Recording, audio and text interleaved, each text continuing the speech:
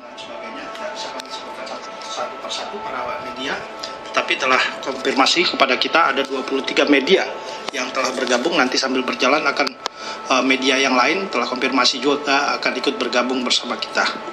Kesempatan pertama mungkin kami berikan kepada Bu Karo Humas sebagai moderator. Silakan Bu Karo.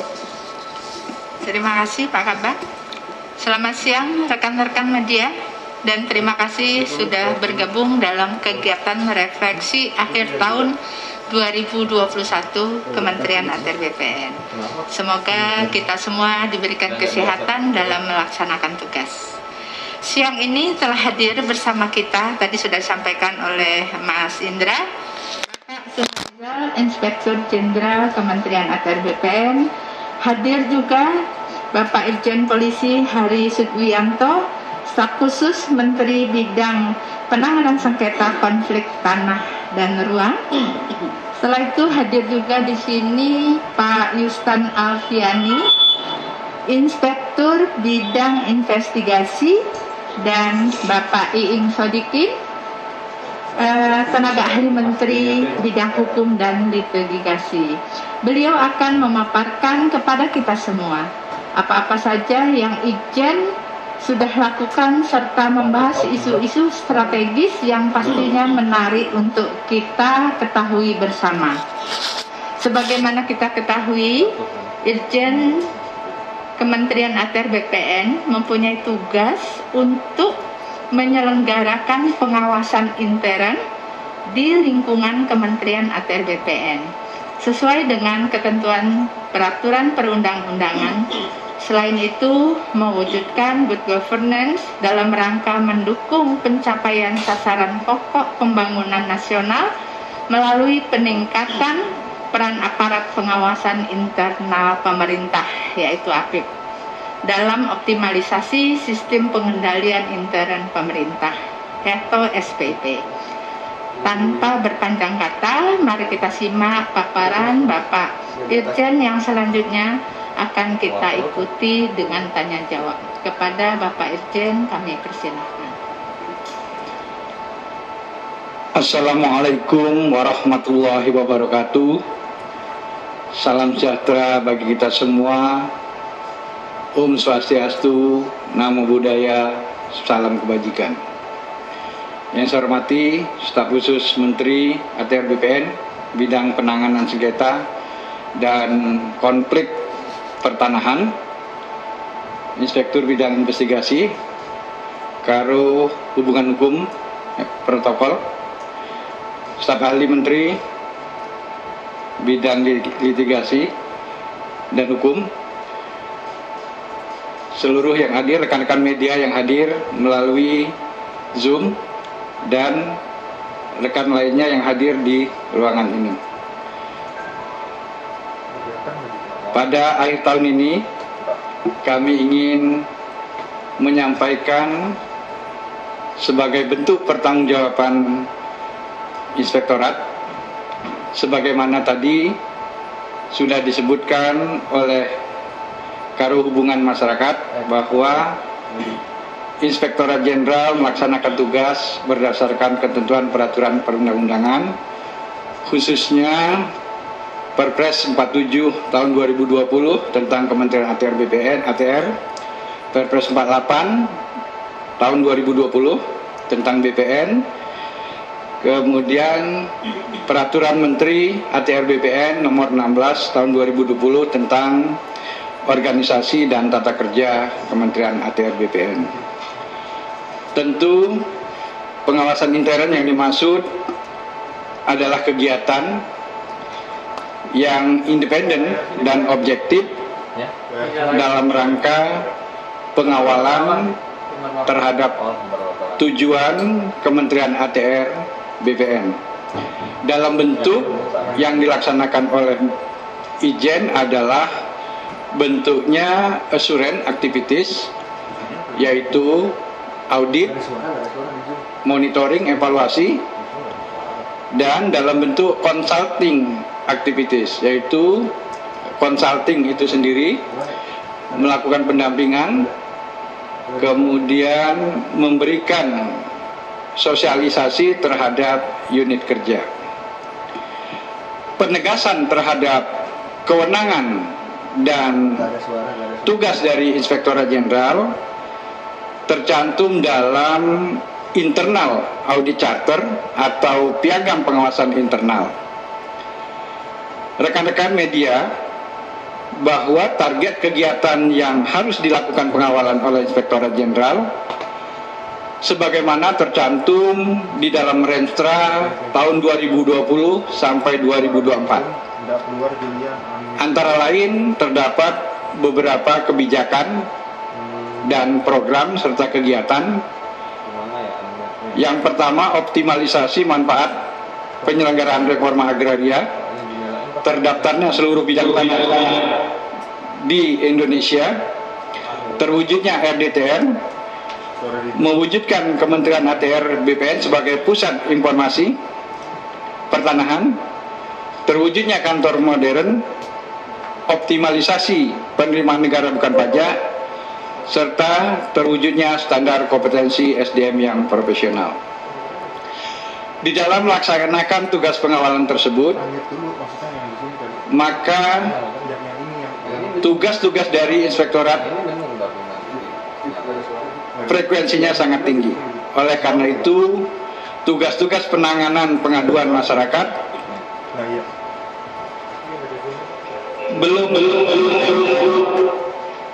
belum optimal atau belum fokus dilaksanakan. Apalagi intensitas pengaduan masyarakat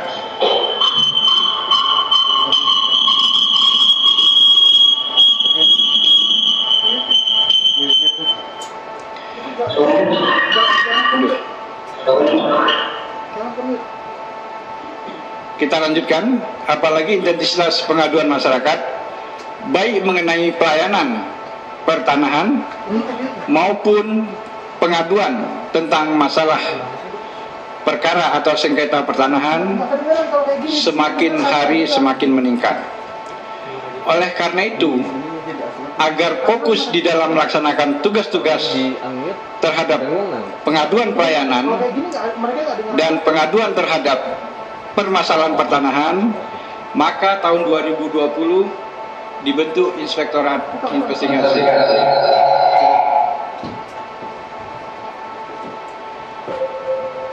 Pembentukan Inspektorat Investigasi tersebut direkomendasikan juga oleh Komisi Pemberantasan Korupsi melalui Surat Deputi KPK Bidang Pengawasan Internal dan Pengaduan Masyarakat nomor 294/PM titik 00.00-40-43/41/2020. Hal tindak lanjut koordinasi tim pengaduan masyarakat. Pembentukan IB juga sudah dimasukkan di dalam perubahan struktur organisasi dan tata kerja, yaitu di dalam Permen ATR BPN nomor 16 tahun 2020. Selanjutnya, tujuan dibentuknya IB yang pertama, menindaklanjuti pelimpahan pengaduan masyarakat dari Direktorat Pengaduan Masyarakat KPK.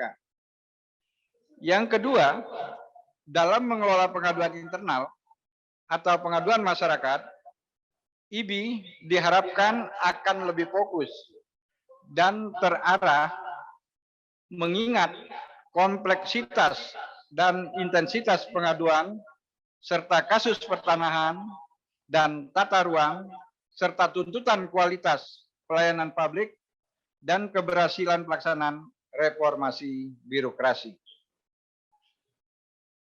Atas terbentuknya Inspektorat Bidang Investigasi tersebut pada siang hari ini sebagai bentuk akuntabilitas terhadap keberadaan Inspektorat Bidang Investigasi, kami akan menyampaikan apa yang sudah kami lakukan selama ini, bagaimana ke depan perkembangan dari IB, bagaimana tata kerja atau pola metode yang dilakukan oleh IB, sehingga kami dapat mengoptimalkan pelaksanaan tindak lanjut atas pengaduan dari masyarakat. Memang di dalam tahun pertama, tahun 2020, mungkin kami belum optimal, mengingat jumlah pengaduan yang sangat tinggi, namun di lain pihak keterbatasan SDM, oleh karena itu belum semua pengaduan dapat tertangani. Sehingga masih antrian masih panjang, tapi kami berjanji antrian-antrian tersebut akan mendapat pelayanan dari kami sesuai dengan tenaga yang ada. Tahun 2022 kami sangat mendapat berita gembira, Inspektorat Jenderal akan mendapatkan tenaga dari alumni Sekolah Tinggi Akuntansi Negara 33 orang dan penerimaan dari umum sebanyak 15 orang. Mudah-mudahan di tahun 2022 kami akan lebih cepat lagi di dalam penanganan kasus-kasus yang menyangkut baik internal maupun pihak-pihak yang terkait lainnya. Selanjutnya, untuk lebih detailnya, saya minta Inspektur Bidang Investigasi menyampaikan apa yang sudah dicapai selama ini dan ke depannya apa saja yang akan ditangani serta kerjasama yang sudah dilakukan kepada siapa saja. Kami persilakan langsung ya Bu Karo ke Inspektur Bidang Investigasi. Baiklah, terima kasih Pak Irjen. Assalamualaikum warahmatullahi wabarakatuh. Salam sejahtera dan selamat siang buat kita semua. Yang saya hormati rekan-rekan wartawan dan para hadirin yang berbahagia. Baiklah Pak Irjen, kami ingin menyampaikan bahwa sejak terbentuknya bulan September 2020, Inspektur Bidang Investigasi ini atas rekomendasi dari Komisi Pemberantasan Korupsi dan Kementerian PAN-RB, kita sudah dibentuk dan kami berjumlah 16 orang dengan staf. Kemudian sampai hari ini berjumlah 16 orang dan kami telah menangani kasus tahun 2020 sebanyak 770 pengaduan dengan tipologi permasalahan sebagai berikut. Dari hasil audit kami bahwa penyalahgunaan wewenang dari pegawai kita itu ada 17 pengaduan. Kemudian tentang pelayanan masyarakat ada 202 pengaduan, korupsi atau pungli 13 pengaduan, kemudian pertanahan atau perumahan itu ada 239 pengaduan, masalah hukum atau peradilan 294 pengaduan, lingkungan hidup 1 pengaduan, dan umum atau lain-lain 7 pengaduan. Terhadap pengaduan tersebut, jumlah pengaduan yang telah ditangani oleh Inspektorat Bidang Investigasi sebanyak 201 pengaduan. Kemudian joint audit dengan Dirjen Teknis itu ada 5 pengaduan. Kemudian pelimpahan penanganan ke Kanwil ada 412 pengaduan dan masih dalam proses 159 pengaduan. Jumlah pengaduan yang telah selesai ditangani sebesar 618 pengaduan, sehingga jumlah pengaduan yang saat ini masih dalam proses itu sebanyak 159 pengaduan. Dari pengaduan yang masuk tersebut, beberapa di antaranya merupakan pengaduan yang penanganannya merupakan hasil sinergi dengan beberapa instansi terkait. Yang pertama itu dari Komisi Pemberantasan Korupsi. Dari KPK itu ada 5 kasus yang melimpahkan ke kita untuk kita lakukan audit. Dan semua sudah selesai. Hasilnya ini kita kembalikan hasil audit itu kepada pihak Komisi Pemberantasan Korupsi. Kemudian Kementerian PAN-RB ada 2 kasus. Kemudian Bareskrim Polri. Bareskrim itu ada dari tindak pidana korupsi ada 2 kasus, kemudian pidana umum itu ada satu kasus, dan Polda Sumut ada 1 kasus. PPATK itu ada 2 kasus. Kemudian Kejaksaan Agung ada 2 kasus yang sudah kita sampaikan hasil audit kita. Tentunya sebagai garda terdepan dalam upaya mendeteksi, mitigasi, dan penanganan terjadinya kecurangan atau fraud di lingkungan Kementerian ATR BPN dan meningkatkan kepercayaan publik dalam penanganan kasus-kasus pertanahan. Inspektorat Jenderal juga melakukan audit investigasi atas kasus-kasus yang menjadi atensi publik. Di antaranya kasus mafia tanah SHM 8516 Cilandak. Ini keluarga dari Pak Dino Patijalal, Jakarta Selatan. Kemudian kasus mafia tanah SHM 2575 Pondok Pinang, keluarganya Pak Sutresno Bahir, Jakarta Selatan. Kemudian kasus mafia tanah SHM 1568 Kembangan Selatan, PT Proline, Jakarta Barat. Kemudian kasus mafia tanah SHM 4931 Cakung, Jakarta Timur atau PT Salpe Peritet, Jakarta Timur. Kasus mafia tanah SHM SGI 1568 Kembangan Selatan. Kemudian kasus mafia tanah SHGB 06074 Duren Sawit, Jakarta Timur. Kemudian kasus mafia tanah pada gugatan aset BMN pada Provinsi Sulawesi Selatan pada sepertiga Kota Makassar. Ini kasus Inca Baharudin yang digugat di pengadilan. Kemudian kasus mafia tanah SHM 02878 Sambirejo Semarang, Jawa Tengah. Kasus mafia tanah pembatalan SHM 05922 Sekarjati, Kota Bandung, Jawa Barat. Kasus mafia tanah SHM 0905 Bangka, Jakarta Selatan. Ini ada beberapa lagi kasus-kasus yang lain yang memang kita anggap kenapa ini dimasukkan dalam sebagai mafia tanah. Karena memang cara-cara kelompok ini melakukan atau mengambil hak orang dengan bermacam-macam cara atau modus operandi. Jadi kita dari audit investigasi dalam hal pengumpulan dan evaluasi bukti untuk mendukung suatu kesimpulan dan temuan audit investigasi dengan fokus pada upaya hipotesa untuk mengungkapkan. Yang pertama itu fakta-fakta proses kejadian, kemudian sebab dan dampak penyimpangannya. Yang ketiga, pihak-pihak yang terkait atau terlibat atas penyimpangan. Yang keempat, dampak kerugian keuangan negara. Nah, dari hasil audit kami terhadap permasalahan pengaduan yang masuk terhadap atau kasus-kasus yang menjadi atensi publik, beberapa modus operandi yang bisa kami ungkap di sini. Misalnya satu, ini pemalsuan dokumen alas hak. Alas hak itu bisa berupa AJB, girik, enggendom perponding, akta hibah, waris, dan lain-lain. Yang kedua adalah pendudukan bidang tanah secara ilegal tanpa hak. Kemudian menduduki tanah orang tanpa seizin. Kemudian mencari legalitas di pengadilan. Kadang misalnya dengan ada putusan dari pengadilan, mereka mengajukan hak kepada BPN. Ini ada juga kasus seperti ini modus operandinya.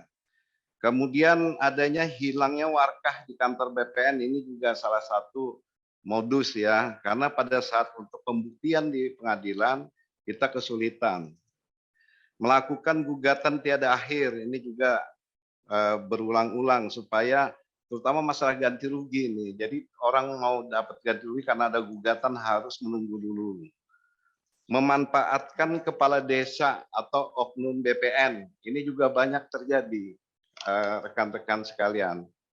Kemudian sertifikat pengganti, ini juga banyak dimanfaatkan oleh para mafia atau kelompok kejahatan yang sering terjadi terutama di Jakarta dan sekitarnya.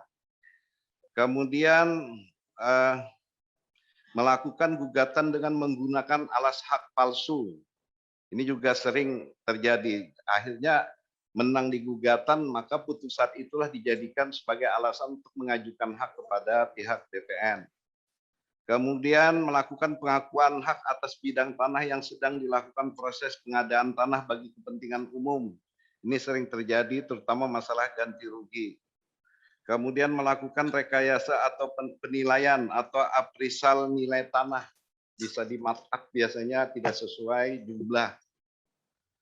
Kemudian penipuan atau penyalahgunaan kepercayaan. Kemudian yang sekarang juga sering terjadi itu menukar sertifikat asli dengan yang palsu. Dengan bermacam-macam alasan meminta kepada pemilik sertifikat dengan alasan untuk pembuatan AJB atau PPJB, tapi sebenarnya beberapa sertifikat ternyata itu ditukar. Itu ada juga terjadi terhadap kasus ini. Kemudian perlu kami sampaikan bahwa sampai saat ini hasil dari penanganan kita bahwa sekitar 125 pegawai yang sudah kita lakukan tindakan disiplin ya. Baik kalau kita lihat klarifikasinya, hukuman disiplin berat atau ada 32 orang. Hukuman disiplin sedang ada 53 orang dan hukuman disiplin ringan 40 orang. Kemudian selain dari pegawai kita yang melakukan kesalahan yang mendapatkan hukuman, kita juga masuk kepada PPAT. Karena PPAT ini menjadi tanggung jawab Kementerian ATR. Apabila sekarang ini ada kasus mafia tanah, itu tidak menjaga kemungkinan bahwa melibatkan para PPAT. Karena pada saat proses di BPN yang bisa akses ke dalam BPN melalui sistem elektronik itu adalah pihak PPAT karena mereka mempunyai akun dan password yang diberikan oleh BPN sehingga pada saat peralihan hak dari pemilik kepada pembeli walaupun dia menggunakan data yang palsu ini bisa berjalan karena memang akses untuk masuk ke sistem di BPN itu melewati akun dan passwordnya dari PPAT. PPAT sampai saat ini sudah ada sekitar 6 orang yang sudah kita lakukan tindakan. Dari tindakan ini ada yang dicabut SK-nya oleh Pak Menteri, ada juga yang dihukum tidak bisa beroperasi beberapa tahun. Ini tergantung dari hasil putusan yang dilakukan oleh MPPD di tingkat kabupaten dan MPP itu majelis PPAT ya yang ada di provinsi. Apa keputusannya itulah biasanya yang akan dilaksanakan. Demikian yang bisa kami sampaikan. Mungkin kalau ada pertanyaan nanti bisa kita jawab. Demikian Pak Irjen, terima kasih. Assalamualaikum warahmatullahi wabarakatuh. Terima kasih Pak Inspektur Bidang Investigasi. Sebelum Bu Yulia memimpin diskusi, saya sedikit menyampaikan bahwa tadi jumlah pegawai yang dijatuhi hukuman masih 125 seperti yang lama. Ini karena hasil-hasil audit yang baru belum dilakukan BAP oleh tim gabungan antara investigasi dan kepegawaian. Masih berjalan. Setelah itu ada rapat tim disiplin. Tim disiplin ini mengusulkan kepada Menteri untuk penjatuhan disiplin. Ini masih dalam proses. Mungkin ada beberapa puluh orang yang tambahan yang akan nanti dirilis kalau sudah ada rapat tim disiplin pegawai dan sudah ada penjatuhan hukuman disiplin dari Menteri. Saya persilakan Bu Yulia untuk memimpin diskusi. Baik, terima kasih Pak Irjen. Kepada teman-teman media, silakan untuk bertanya. Bisa dibuka videonya. Bu, naik Pangaribuan Jakarta News, Bu. Baik, Pak Naik. Ya, Bu. Mungkin bisa ditampilkan videonya, Pak. Ya, Bu. Ya, silakan Pak Naik. Pak Naik. Pak Irjen, selamat siang Pak Irjen. Dari Jakarta. Jakarta News, Pak Irjen. Ini videonya. Bu Yuli, selamat siang. Saya mau bertanya, Bu. Saya naik Pangaribuan, Bu. Ya, pertanyaan saya begini, Bu. Bagaimana status pegawai BPN Jakarta Timur yang telah ditetapkan oleh penyidik, tentunya Polri, dan kemudian pertanyaan saya, apakah ada lagi nggak penambahan terhadap tersangka baru dalam hal ini? Seperti saya dapat informasi ada beberapa orang, itu ada 8 kalau tidak salah ya. Kemudian seperti kata Pak Inspektorat tadi ngomong bahwa ada beberapa puluhan pegawai yang terlibat mafia tanah ya. Apakah bagaimana untuk sanksi ke depan oknum-oknum pegawai BPN ini supaya ada efek jera? Itu pertama. Kemudian Pak Irjen, yang kedua Pak Irjen, saya melihat tahun 2021 ini soal mafia tanah itu adalah satu kasus yang tidak berkesudahan, Pak Irjen. Bahkan di beberapa medsos dan khususnya Twitter ini sangat viral. Saya mengikuti terus, Pak, kasus-kasus mafia tanah ini sepertinya tak kunjung-kunjung selesai, Pak. Bapak mengatakan bahwa hanya beberapa orang di bagian investigasi ini, kita tahu bahwa mafia tanah itu adalah sindikat, Pak.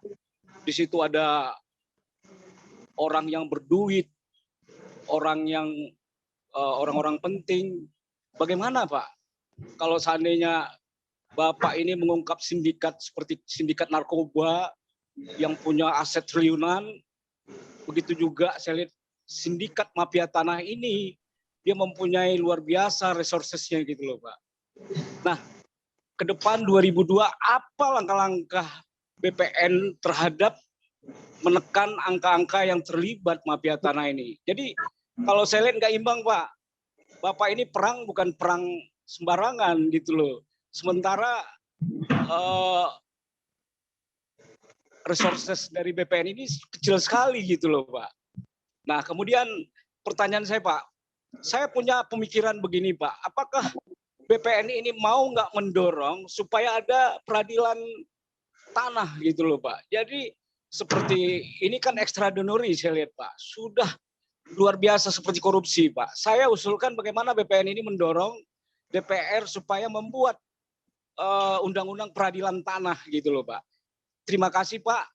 Saya naik Pangaribuan dari Jakarta News. Terima kasih, Pak. Baik. Kami minta 2 lagi dari teman-teman media. Dari siapa? Sebutkan, Acil, Pak. Bu. Acil kabarnotariat.id. Pesi dari RRI, Bu. Oh, Pak siapa? Pesi dari RRI. Oh, Pak Pesi dari RRI. Ya, ya, Bu. Oh ya, silakan Pak Pesi. Baik, terima kasih Bu Yuli. Selamat siang Pak Irjen dan Pak Direktur. Perkenalkan, nama saya Pesi dari RRI. Tadi saya sudah mengikuti paparan yang disampaikan oleh Pak Irjen dan juga Pak Direktur. Sebagaimana paparan tadi disebutkan bahwa Inspektorat Bidang Investigasi ini terbentuk pada tahun 2020. Lalu kemudian hasil dari Inspektorat Investigasi ini yang dipaparkan tadi kalau tidak salah itu adalah tahun 2020. Apakah mungkin di situ juga include capaian tahun 2021? Kalaupun memang belum, mungkin bisa dijelaskan lagi. Tahun 2020 sekian kasus atau sekian pengaduan yang ditangani oleh Inspektorat Bidang Investigasi, dan kemudian tahun 2001 juga berapa. Itu yang pertama. Kemudian yang kedua, tadi disebutkan bahwa terbentuknya Inspektorat Bidang Investigasi ini adalah bagian dari rekomendasi dari Komisi Pemberantasan Korupsi dan Kemenpan RB. Mungkin bisa disampaikan apakah dari kasus-kasus yang sudah ditangani oleh inspektorat ini, misalnya tadi itu terkait dengan pungli dan juga kasus hukum. Sebagaimana kita ketahui ada beberapa kasus yang memang sudah ditangani oleh pihak kepolisian. Dalam hal ini ada Bareskrim, kemudian Polda Metro Jaya. Tetapi apakah juga kasus yang ditangani oleh Inspektorat Bidang Investigasi ini berdasarkan hasil audit yang dilakukan, apakah memang ada kasus yang ditangani oleh Komisi Pemberantasan Korupsi? Itu kedua. Kemudian yang ketiga, soal PPAT.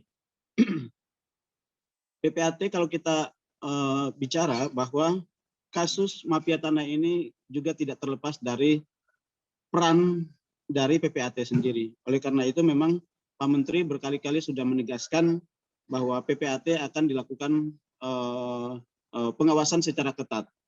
Nah, untuk tahun 2022 mungkin bisa dijelaskan Pak Irjen ataupun Pak Direktur, bagaimana proses pengawasan yang akan dilakukan oleh PPAT pada tahun 2022 nanti. Nah, itu mungkin bisa dijelaskan, karena kalau kita tahu bahwa kasus mafia tanah dari tahun ke tahun itu tidak pernah berhentinya. Siapapun menteri, pasti kasus mafia tanah akan selalu muncul.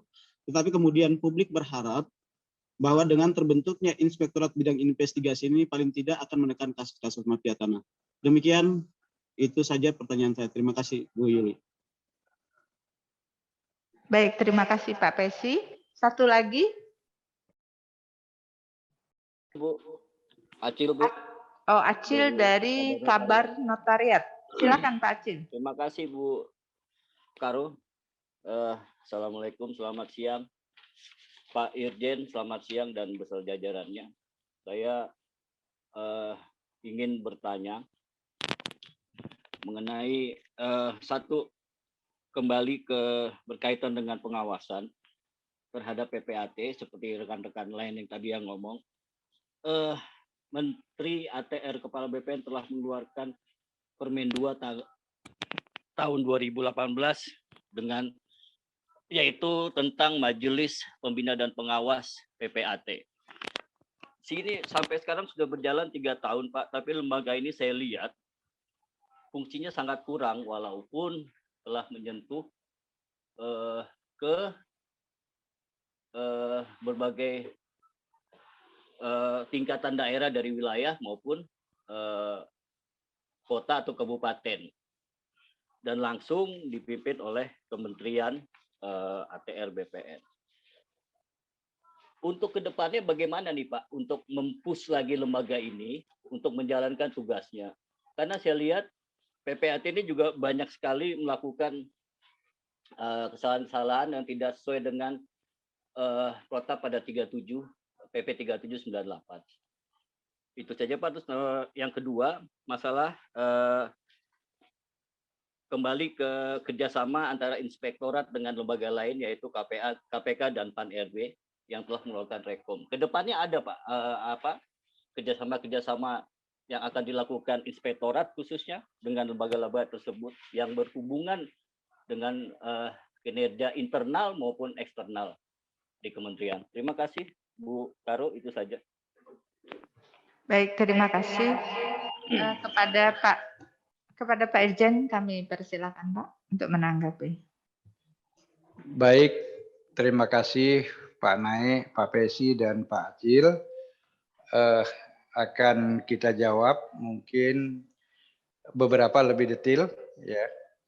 Untuk yang kasus Jakarta Timur ini detailnya saya minta Pak Irwil untuk menyampaikan bagaimana siapa saja yang terkait sehingga dari 8 orang apakah masih ada lagi yang akan selanjutnya diproses hukum lebih lanjut. Silakan Pak Irwil.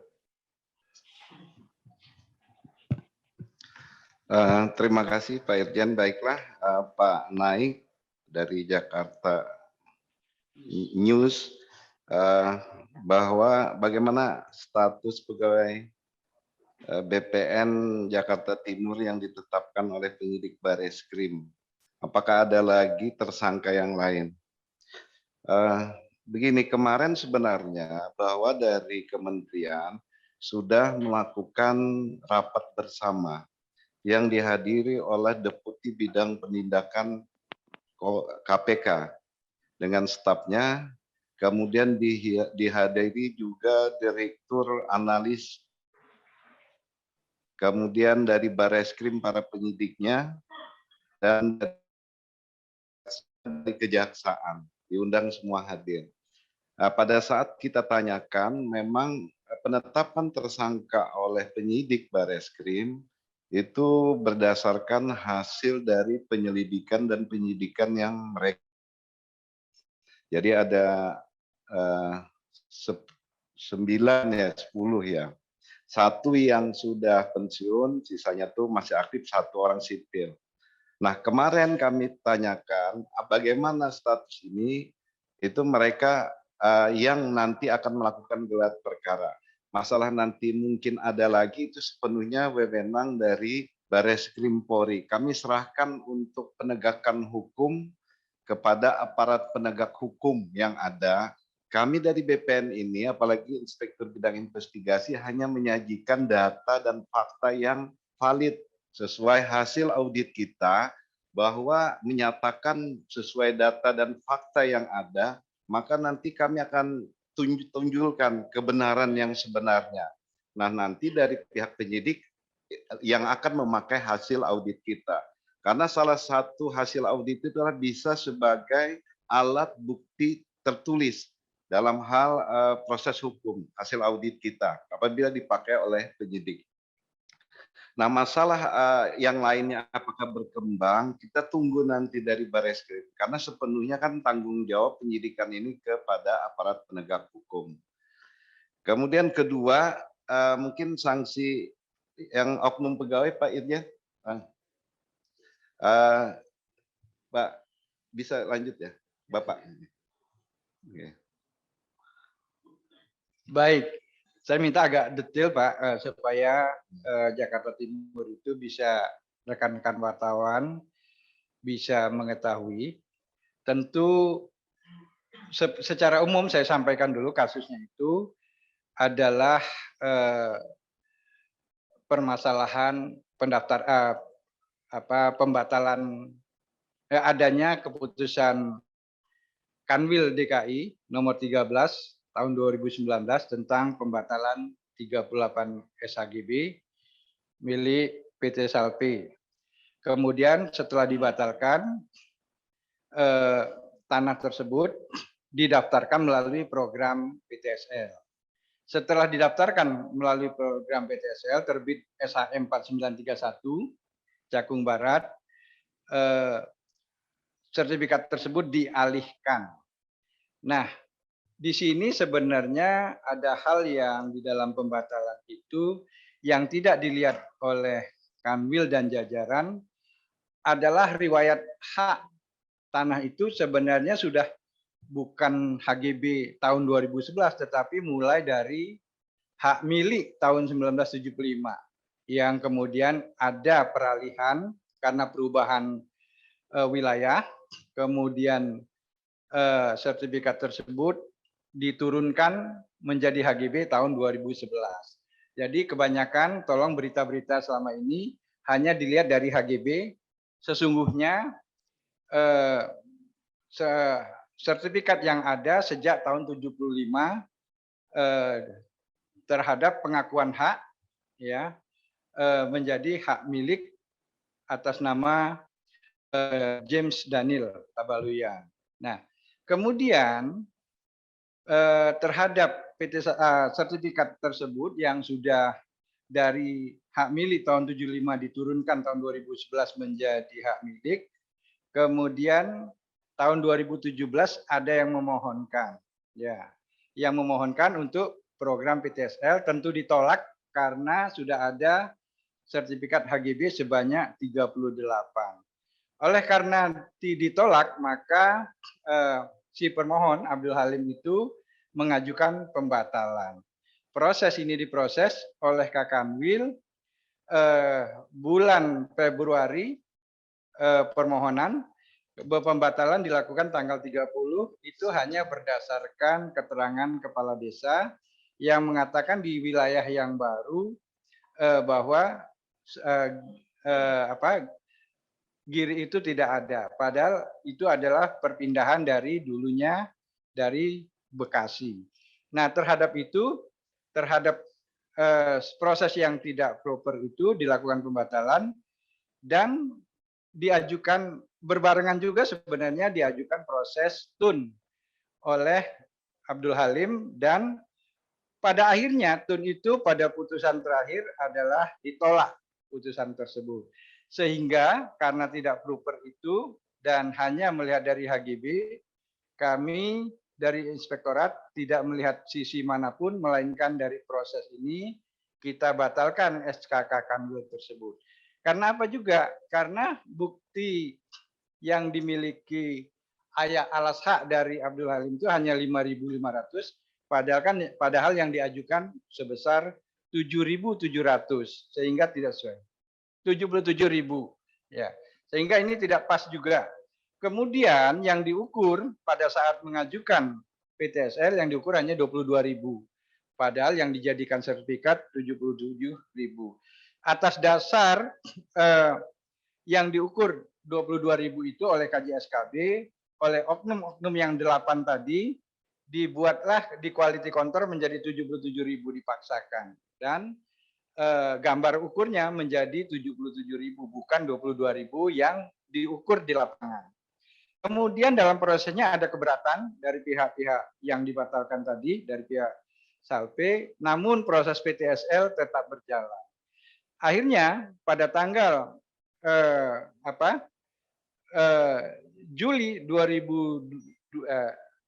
Desember 2019 tetap jadi PTSL itu padahal tidak ada penandatanganan kontradiktur, alasannya tidak sesuai, pengukurannya tidak sesuai, tetap dijadikan.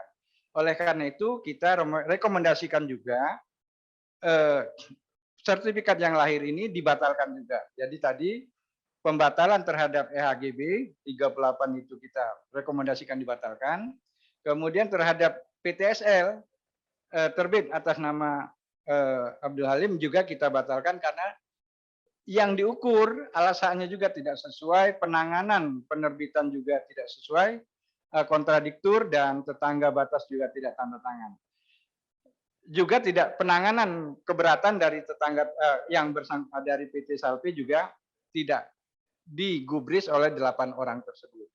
Nah, setelah itu dilakukan peralihan juga masih dalam status adanya relas dari pengadilan.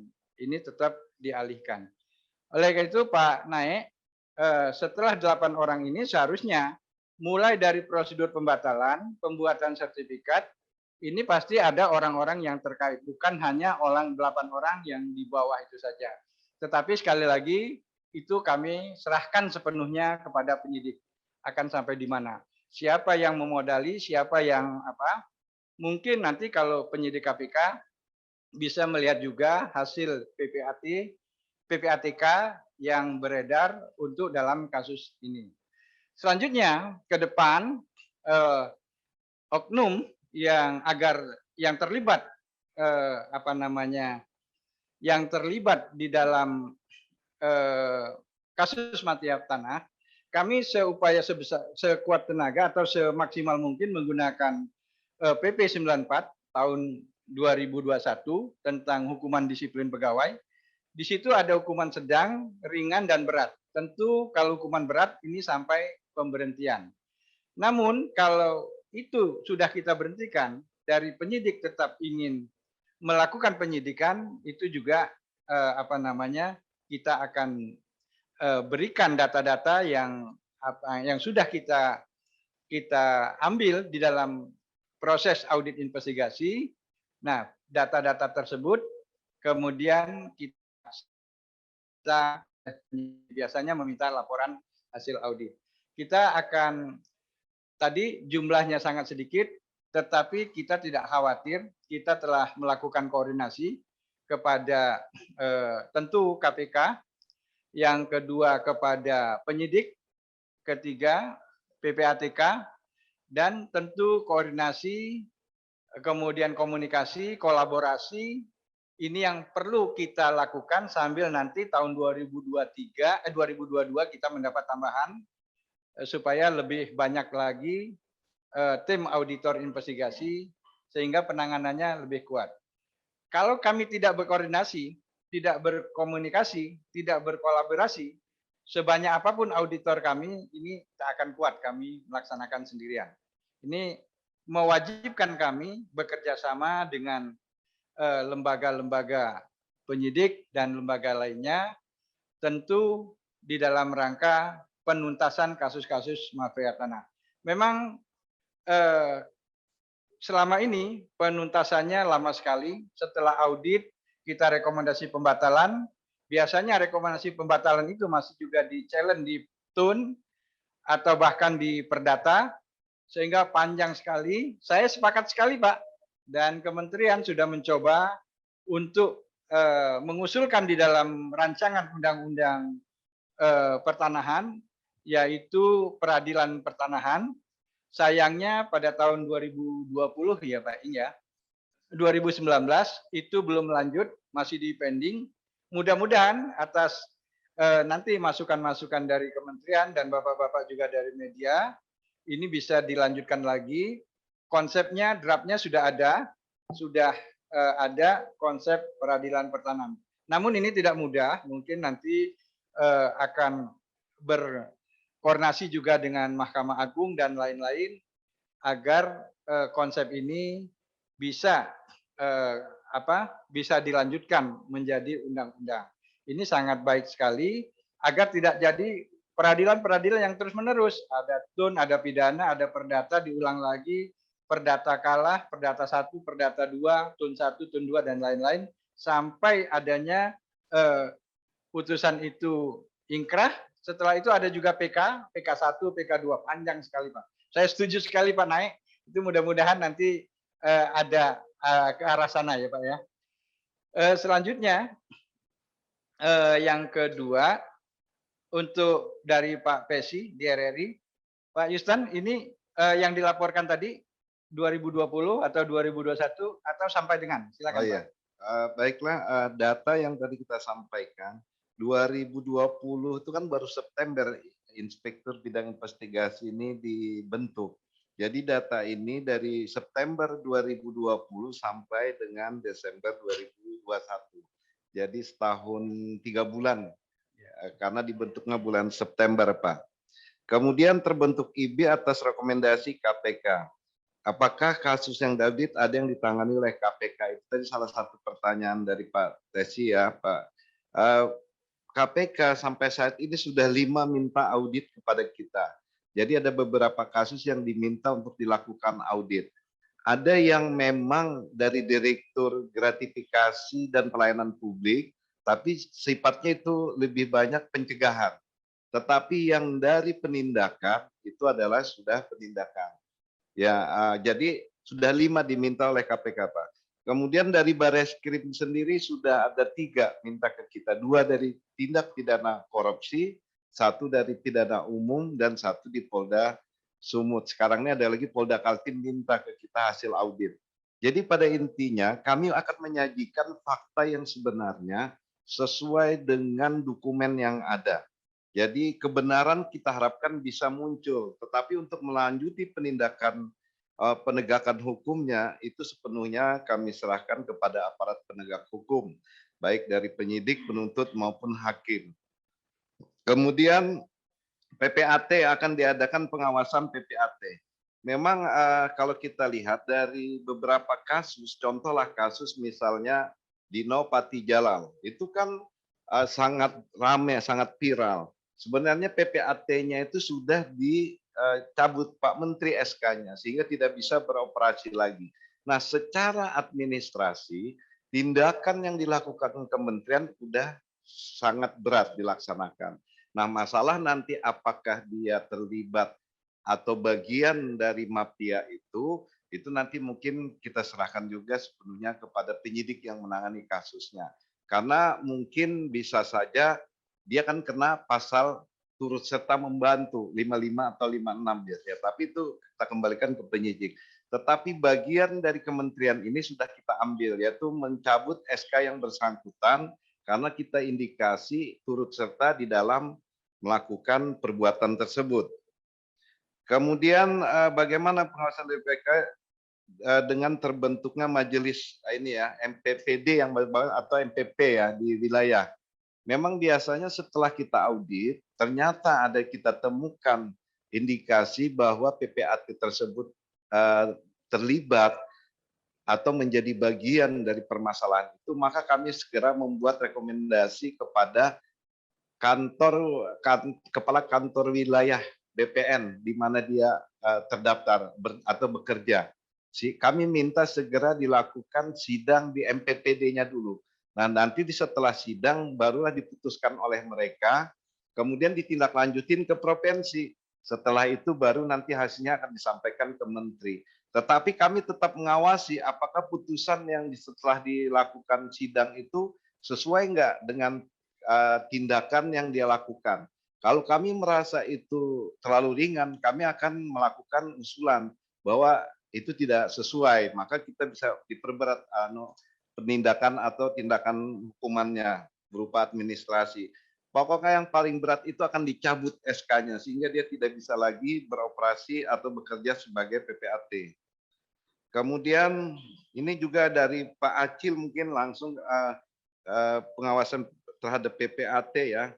Ini sudah 3 tahun belum terlihat perannya.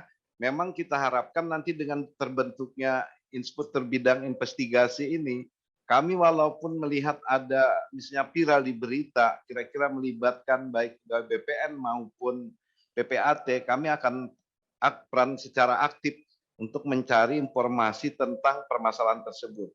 Dan apabila nanti kita indikasi, kita lakukan dengan data yang cukup, maka nanti kita akan lakukan audit. Nah, dari hasil audit akan kita berikan rekomendasi ke menteri dan kepada yang membina Dirjen Pembinaan PPAT ini untuk segera melakukan pembinaan. Itu dari hasil rekomendasi kita, Pak. Kemudian apakah ada kerjasama inspektorat dengan lembaga lain, KPK, PPATK?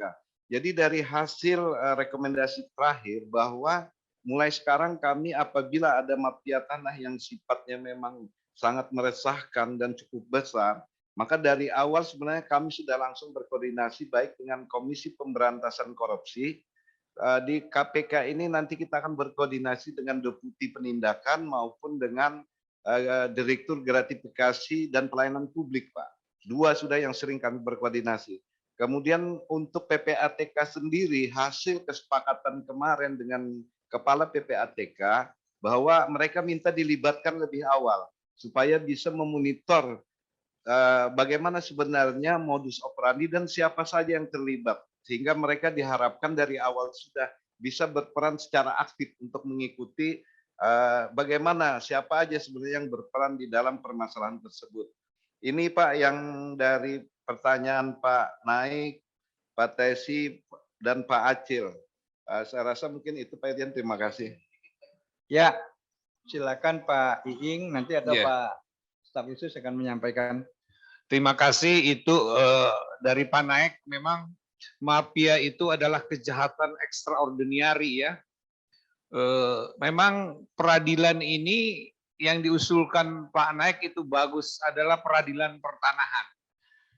Memang sudah digagas, cuma Mahkamah Agung tuh berkeberatan dia. Harus merubah konstitusi dulu, pasal 24C Undang-Undang Dasar 45.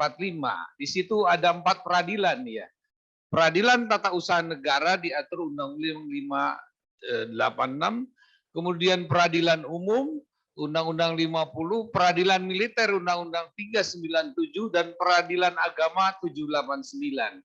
Memang mafia tanah ini banyak terkubur oleh putusan-putusan hakim, di mana kita sudah dituntut oleh penegak hukum, tapi diputus oleh hakim itu menjadi prislah bebas. Artinya kuncinya adalah di putusan-putusan hakim.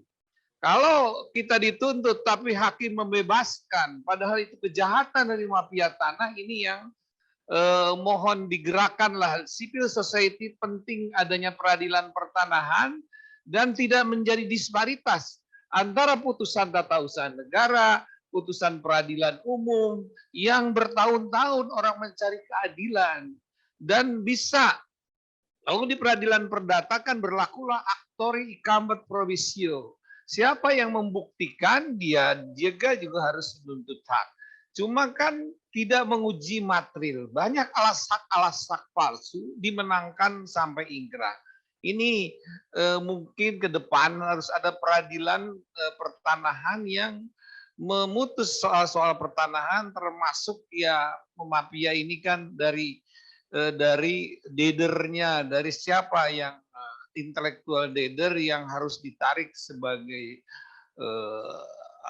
dihukum sebagai law enforcement. Itu aja Pak Irjen. Terima kasih Pak Staf Ahli Menteri. Pak Staf Khusus silakan menambahkan.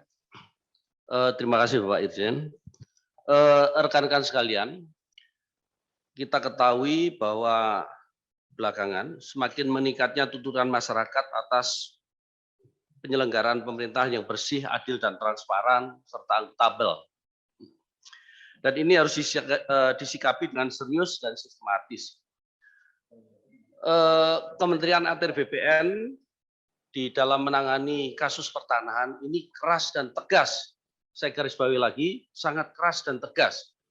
Oleh karena itu, Pak Menteri tidak segan-segan menindak semua pelaku kejahatan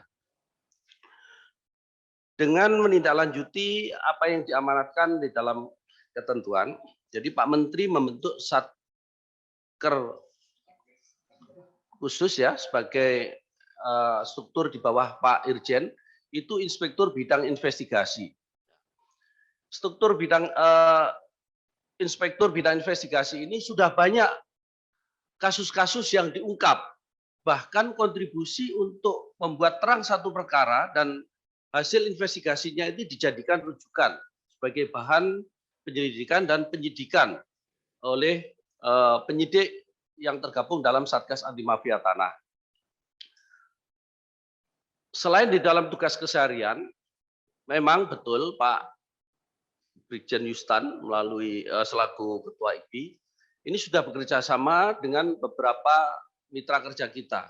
Seperti di Komisi Yudisial, banyak beberapa kasus kita harus jelaskan, kita paparkan, kita minta dukungan dan masukan dari Komisi Yudisial, dari Kompolnas, bahkan dari Irwasumpori, demikian juga KPK dan PPATK.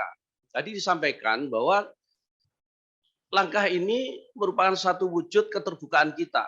Manakala kita menemukan satu permasalahan yang di dalamnya ada unsur pidana, kita serahkan sepenuhnya kepada aparat penegak hukum. Dan apabila ada pelanggaran berkaitan dengan administrasi, itu diproses sesuai ketentuan oleh APIP dan diberikan sanksi yang tegas. Tadi disampaikan Pak Irjen, 125 orang atau anggota Kementerian ATR BPN sudah diproses sesuai dengan tingkat kesalahan masing-masing. Keberadaan IBI ini tentu akan memberikan jaminan bahwa ke depan Kementerian ATR BPN ini akan lebih clear and clean di dalam memberikan pelayanan yang terbaik kepada masyarakat. Khususnya ketika kita menghadapi kasus-kasus kejahatan pertanahan, ya, diharapkan ke depan tidak ada lagi oknum dari Kementerian ATR BPN yang terlibat. Ini yang menjadi concern kami, khususnya di Satgas Anti Mafia Tanah ini sangat terdukung dengan adanya keberadaan Inspektur Bidang Investigasi. Mungkin itu sebagai tambahan dari saya. Terima kasih. Ya, sebelum saya serahkan, saya tambahkan lagi sedikit aja. Mengenai untuk PPAT, tentu ini ada Dirjen Teknis yang melakukan pembinaan. Saya mungkin perlu tahun 2022 bersama-sama Dirjen Teknis untuk melakukan audit kepada PPAT, mungkin yang terindikasi dia terlibat ke mafia tanah, selain memang yang sudah mencuat di umum, Jadi kami akan bekerja sama, mungkin masukannya terima kasih sekali nih Pak Pesi. 2022 kami akan jadikan ini program dari IBI untuk bekerja sama dengan Dirjen PHPT, pendaftaran hak tanah. Kemudian ya kerjasama dengan pihak lain, kami sangat terbuka sekali. Apapun tujuannya, yang penting untuk dalam rangka menekan dari kegiatan mafia tanah. Kepada siapapun kami akan melakukan kerjasama sepanjang itu baik. Terima kasih. Baik, Pak Irjen. Ini kebetulan ada yang tanya melalui chat. Saya bacakan, izin. Dari Business Today, dari Pak Tito. Mohon tanya, hingga akhir 2021, berapa banyak mafia tanah ditangkap? Dan nilainya sebesar berapa? Pada tahun 2022, apa target Kementerian ATR BPN dalam memberantas mafia tanah? Pertanyaan kedua dari wartawan JPNN, Bapak Tito. JPNN, Bapak Tommy. Izin bertanya, kemarin hari Kamis tanggal 30 Desember, Polres Jakarta Pusat 10 orang sindikat mafia tanah.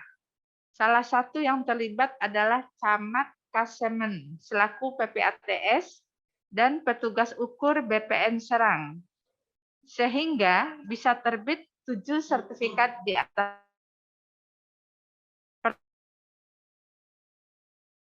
BPN-nya bisa mencegah input data dari PPAT yang tidak valid seperti ini. Untuk chat hanya baru 2, Pak Irjen. Mungkin kami serahkan Pak Irjen dulu untuk menanggapi. Terima kasih.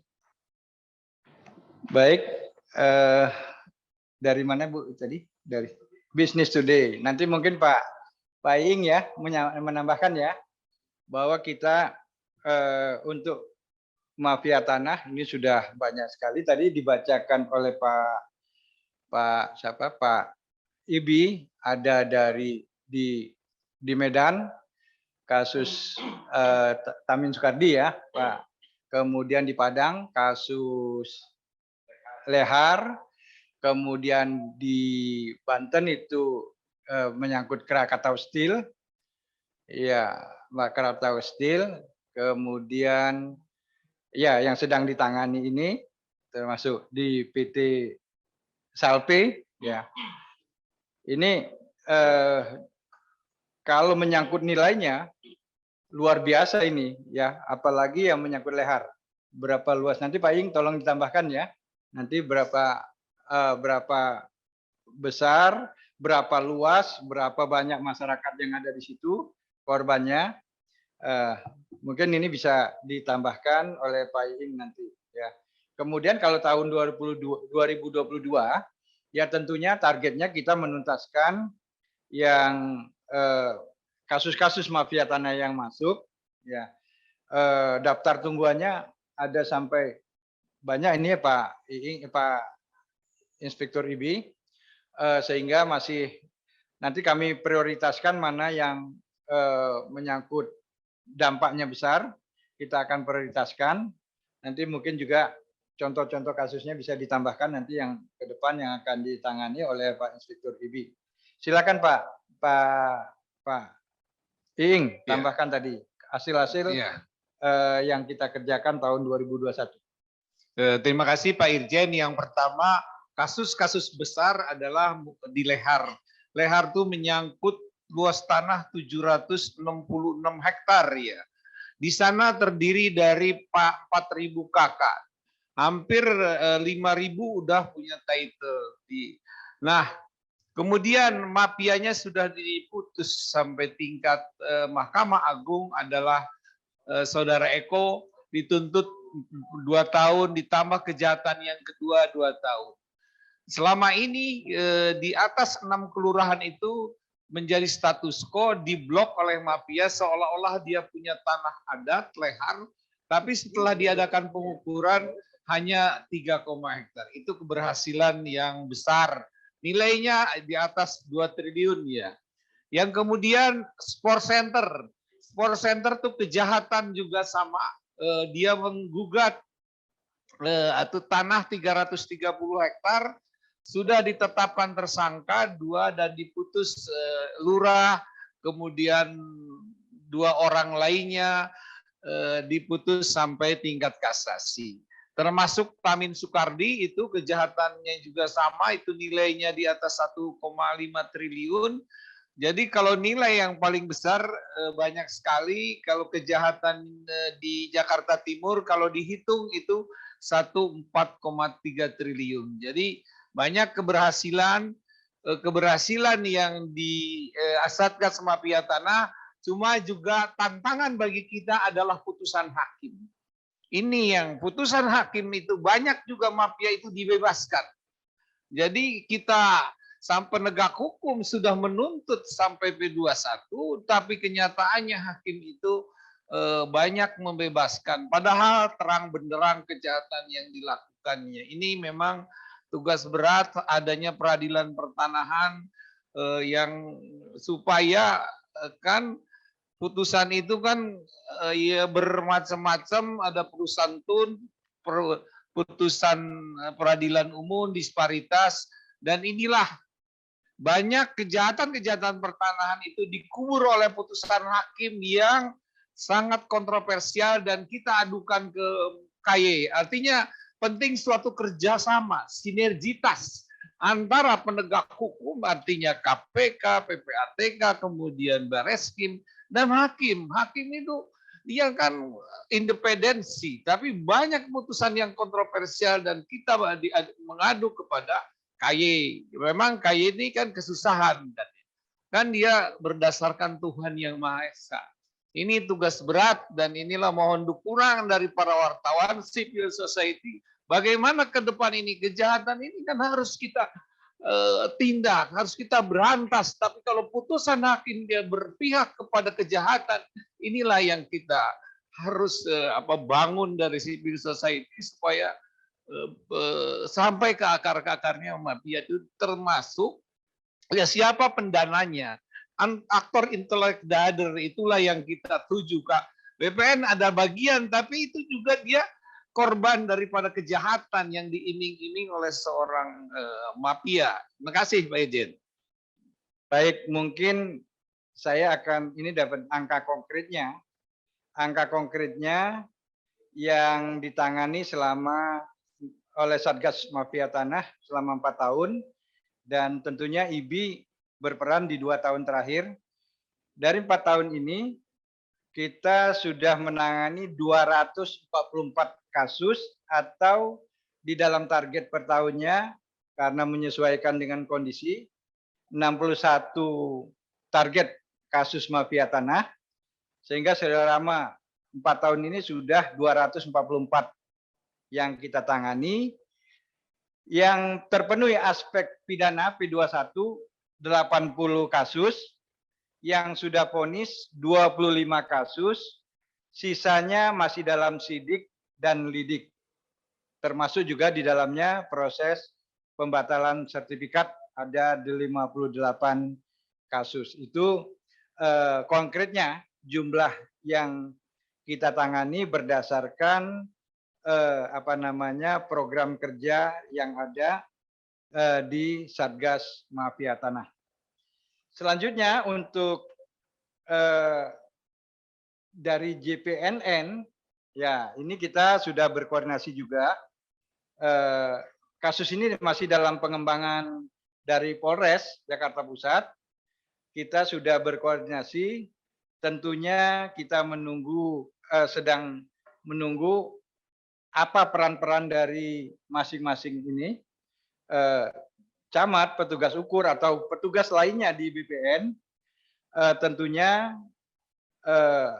Afib juga ingin berperan di sini, sehingga apa yang terjadi sesungguhnya akan terlihat pada saat nanti Afib melakukan audit investigasi di kasus ini. Kemudian kita akan lihat peran masing-masing, tentunya akan terungkap nanti siapa melakukan apa. Nah, mengenai ATR BPN untuk mencegah seperti kasus-kasus mafia tanah, sebenarnya Bapak Ibu sekalian, kita sudah mendengar program dari ATR BPN, yaitu untuk mendaftarkan seluruh bidang tanah. Nah, di pendaftaran seluruh bidang tanah ini, kita ingin mendudukkan setiap bidang tanah, dan setiap bidang tanah ini harus mempunyai nomor induk bidang tanah, dan harus memiliki titik koordinat. Sehingga akan susah ada dua bidang tanah apabila dia akan dilandingkan di koordinat yang sama, di NIB nomor induk bidang tanah yang sama.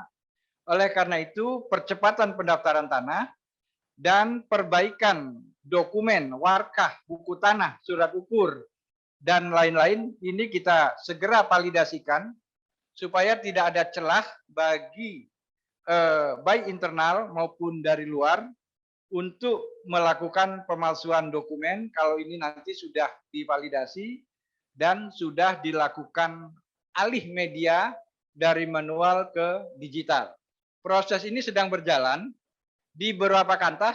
Untuk validasi ada yang sudah sampai 90%, tetapi untuk validasi persil, buku tanah, surat ukur dengan ini kesamaan ini dan terpetakannya ini masih dalam proses, masih di bawah yang dicapai oleh validasi buku tanah. Oleh karena itu ini kami kejar supaya tidak mudah dilakukan pemalsuan. Dan ke depan memang lebih aman apabila kita ke depan ini ada wacana untuk dilakukan pendaftaran secara elektronik dan hasilnya akan dilakukan secara elektronik. Ini akan lebih mudah untuk mengawasi sepanjang memang nanti sistemnya kita buat yang paling baik, ya tentu yang terbaik supaya tidak mudah dilakukan intervensi dari pegawai internal. Sehingga kalau ini sudah pelayanan elektronik ke depannya, seperti kita nanti pelayanan di perbankan, kalau ada transaksi akan ada notifikasi bahwa apakah ini Anda atau bukan yang melakukan transaksi pertanahan. Ini mungkin ke depannya mimpi kita sedang dalam proses. Intinya perbaikan buku tanah, warkah, dan persil bidang ini sangat penting dan ini sedang dilakukan selama ini. Dan bagi kantor-kantor yang sudah bisa melakukan ini secara lurah kelurahan, desa demi desa, dan kecamatan serta kota secara penuh, ini tentunya datanya akan lebih sulit untuk dipalsukan. Saya pikir itu, Bu Yulia. Pak Yustan, masih ada yang mau tambahkan? Baik, Pak Irjen. Rekan-rekan media, apakah masih ada yang ingin ditanyakan?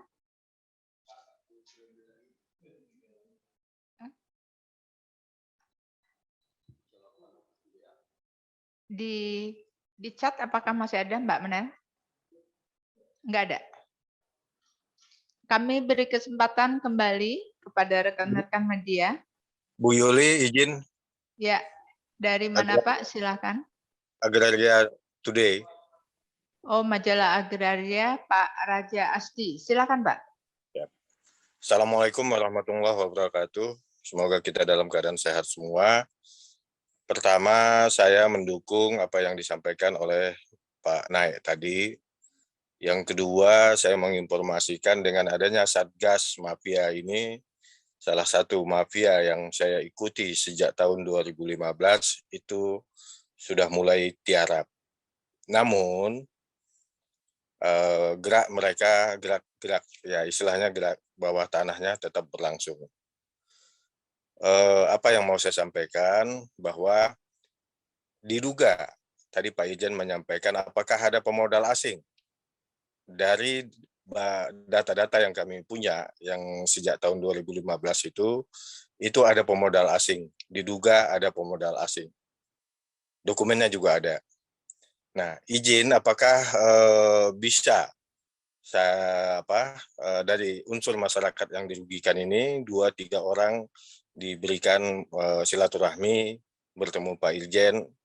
Saya yakin data-data ini sangat tumpang tindih, dan saya yakin juga bahwa data-data yang dipunyai oleh Kementerian ATR BPN itu hampir sama. Seperti ada lembaga hukum yang menyatakan itu betul, ada lembaga hukum yang menyatakan itu tidak betul.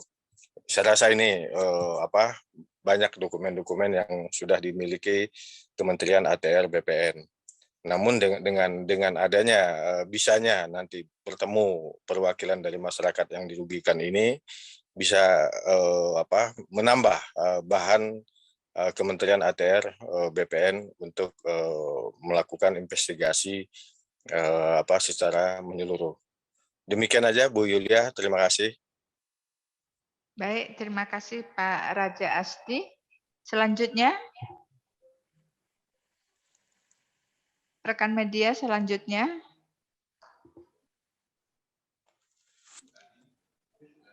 Ya, Bu Yulia sedikit. Boleh? Dari? Agraria tadi ada tertinggal sedikit. Ada tambahan. Silakan Pak. Ya, sedikit aja. Secara informal hal ini saya sudah komunikasikan dengan Pak Indra Kabak ya, secara informal. Setelah saya informasikan, saya ke tempat kantor itu sekarang mereka sudah tiarap dan kantornya sudah pindah. Nah, nanti dokumennya juga bisa disampaikan oleh masyarakat yang dirugikan itu. Demikian aja Bu Yulia, terima kasih. Baik, terima kasih. Selanjutnya, rekan media lain, ada yang ingin ditanyakan? Siapa? Baik, jika tidak ada, kami minta Pak Irjen untuk menanggapi. Terima kasih. Baik, Pak Raja Asdi dari Majalah Agraria. Terima kasih dukungannya Pak. Tadi apa yang disampaikan Pak Naik tentunya juga menjadi harapan kita untuk bisa terwujudnya peradilan pertanahan. Mudah-mudahan suara-suara kita didengar di pihak-pihak yang mempunyai kewenangan untuk mewujudkan ini. Mudah-mudahan ke depan di dalam Undang-Undang Pertanahan akan terwujud di dalamnya pendirian peradilan pertanahan. Kemudian ya mengenai mafia ini yang selama ini kami tangani, kita bekerja sama dengan PPATK yang kami temui pemodalnya masih orang-orang ya kalau menurut saya masih kategori WNI gitu ya. Mungkin dia mendapatkannya dari luar bisa jadi ya kategori WNI walaupun WNI-nya bagaimana yang jelas masih WNI dan ini kita selalu disuplai oleh PPATK termasuk kasus yang terakhir-terakhir ini sebenarnya dengan gampang sekali itu kalau ditangani oleh KPK ya siapa yang mendapatkan apa bisa diketahui karena itu kami tidak khawatir walaupun mendapat serangan-serangan dari berbagai macam ya data-data itu bisa saja nanti digunakan oleh KPK atau penyidik lainnya untuk membuktikan sesungguhnya siapa yang berada di balik pendanaan mafia tanah tersebut. Ya tentunya Pak Presiden sudah memerintahkan Pak Menteri sudah memerintahkan Satgas Mafia Tanah, Dirjen 7 juga Inspektorat Bidang Investigasi, kita akan gaspol, ya akan gaspol, tidak akan gentar untuk menghadapi ini. Itu yang perlu dicatat. Kemudian mengenai data-data, tentunya kita sangat senang sekali kalau ada masukan-masukan dari berbagai pihak, tentunya dari data itu nanti kita lakukan expose, ya kita lakukan rapat dengan mengundang pihak-pihak yang terkait, termasuk dari Mabes juga sering kita libatkan di awal, juga dari kejaksaan untuk menilai apakah kasus-kasus itu layak atau bisa segera kita tindak lanjuti. Sehingga dari Satgas Mafia Tanah juga IBI berkolaborasi dengan berdasarkan sekecil apapun sumber-sumber informasi yang masuk kepada kami. Memang kami akui kita masih terus mengembangkan jumlah SDM dan tim-tim auditnya. Semoga di tahun-tahun 2022 ini akan berkembang lagi jumlah timnya serta kerjasama dengan pihak-pihak yang berwenang, penyidik dan lain-lain ini bisa lebih erat lagi. Saya pikir itu Pak Iing, ada yang mau ditambahkan? Pak Yustan, Bu Yulia, Pak. Nah, sebelum saya serahkan kepada Bu Yulia, saya ingin juga teman-teman media selalu sebagai kepanjangan tangan kami juga mensosialisasikan kepada masyarakat bahwa berhati-hati terhadap sertifikat atau dokumen pertanahan. Jangan sampai sertifikat itu jatuh kepada pihak lain, sehingga kalau dokumen asli, sertifikat asli dibawa ke BPN, BPN wajib melayani karena kalau sertifikat yang asli dibawa untuk pengecekan apakah ada hak tanggungan, apakah ada sengketa, apakah itu clean and clear, kita wajib melayani. Oleh karena itu di dalam beberapa kasus pertanahan, sertifikat itu sering dicuri atau diambil melalui lembaga keuangan secara tidak sah atau melalui orang-orang terdekat. Sehingga kami berpesan supaya masyarakat juga berhati-hati di dalam memegang bukti sertifikat atau hak kepemilikan. Yang kedua, kalau sudah ada hak, baik itu HGU, HGB, tentunya wajib dilakukan penguasaan fisik. Jangan ditinggalkan kemana-mana, tanahnya nanti ada yang memanfaatkan, biasanya digarap berpuluh-puluh tahun, sehingga terjadilah jual beli di bawah tangan, sehingga ini menambah banyak pihak yang bermasalah.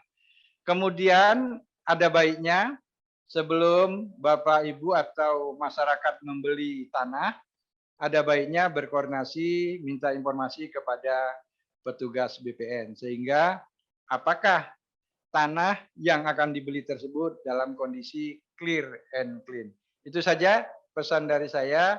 Mudah-mudahan tidak ada lagi korban-korban mafia dan kita akan semakin menekan jumlah kegiatan mafia.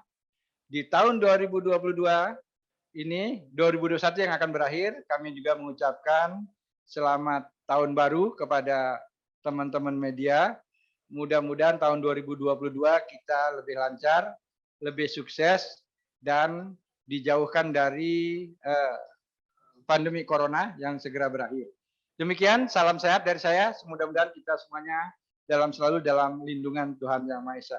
Demikian, saya kembalikan kepada Bu Yulia. Baik, terima kasih Pak Irjen. Terima kasih rekan-rekan media. Preskon kita hari ini kita akhiri. Selamat tahun baru, sampai ketemu tahun depan. Salam sehat dari kami.